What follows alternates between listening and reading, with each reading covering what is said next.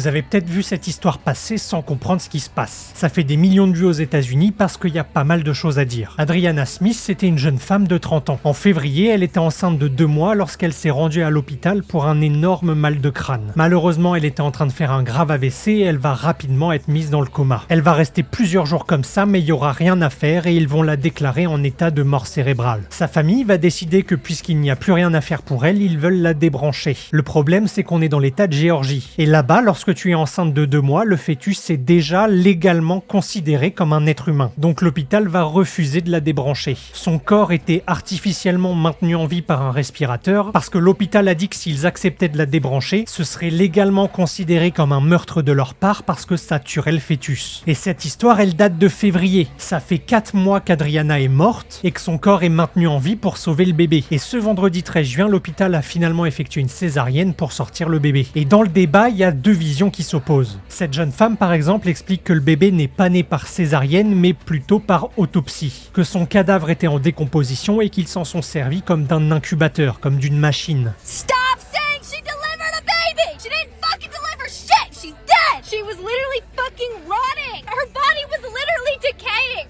She's not alive! Et de l'autre côté, on peut voir pas mal de commentaires qui disent globalement que c'était quand même la meilleure solution parce que ça a permis de garder le bébé en vie. Ça reste quand même super glauque, surtout que la famille n'était pas d'accord, mais ça m'intéresse d'avoir votre avis.